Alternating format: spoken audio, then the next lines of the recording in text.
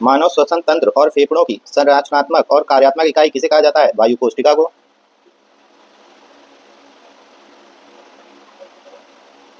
मानव श्वसन तंत्र और फेफड़ों की संरचनात्मक और कार्यात्मक इकाई वायु कोशिका को कहा जाता है। मनुष्य के फेफड़ों के भीतर गैसों ऑक्सीजन और कार्बन डाइऑक्साइड का वास्तविक आदान प्रदान किस हिस्से में होता है? वायु कोशिकाओं में।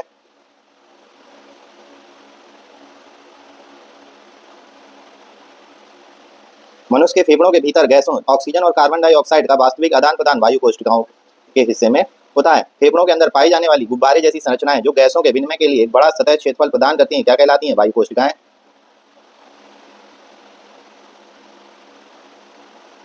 फेफड़ों के अंदर पाई जाने वाली गुब्बारे जैसी संरचनाएं जो गैसों के विनिमय के लिए एक बड़ा सतह क्षेत्रफल प्रदान करती हैं वायु कोशिकाएं कहलाती हैं। लगातार धूम्रपान करने से वायु कोशिकाएं की दीवारें क्षतिग्रस्त हो जाती हैं और श्वसन सतह कम हो जाती है। फेफड़ों की इस बीमारी को क्या कहते हैं? वातस्फीति। लगातार धूम्रपान करने से वायु कोशिकाएं की दीवारें क्षतिग्रस्त हो जाती हैं और श्वसन सतह कम हो जाती है। फेफड़ों की इस बीमारी को वातस्फीति कहते हैं। निमोनिया रोग में फेफड़ों का कौन सा भाग मुख्य रूप से संक्रमित होता है और तरल पदार्थ से भर जाता है जिससे सांस लेने में तकलीफ होती है? वायु कोशिका।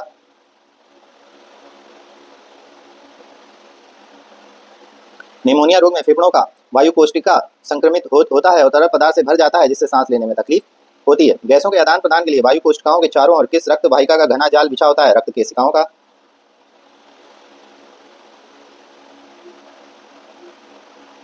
गैसों के आदान प्रदान के लिए वायु कोशिकाओं के चारों ओर रक्त केशिकाओं का घना जाल बिछा होता है। एक स्वस्थ वयस्क मनुष्य के दोनों फेफड़ों में मिलाकर लगभग कितनी वायु कोशिकाएं पाई जाती हैं? लगभग 30 से 40 करोड़।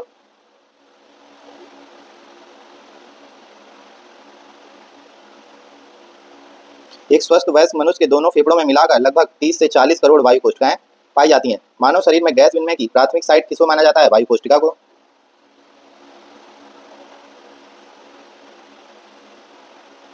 मानव शरीर में गैस विनिमय की प्राथमिक साइट वायु कोशिका को माना जाता है। अशुद्ध रक्त से कार्बन डाइऑक्साइड वायु कोशिकाओं में किस कारण से प्रवेश करती है? सांद्रता प्रवणता के कारण।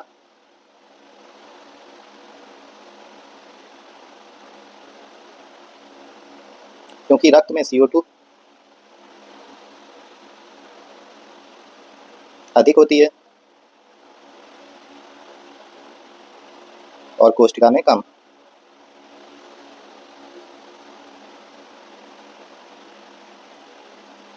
अशुद्ध रक्त से कार्बन डाइऑक्साइड वायु कोशिकाओं में सांद्रता प्रवणता के कारण प्रवेश करती है क्योंकि रक्त में CO2 अधिक होती है और कोशिका में CO2 कम होती है। यदि मानव फेफड़ों की सभी वायु कोशिकाओं को खोलकर एक समतल सतह पर फैला दिया जाए तो वह लगभग कितनी सतह क्षेत्रफल घेर लेंगी? लगभग 70 से 80 वर्ग मीटर।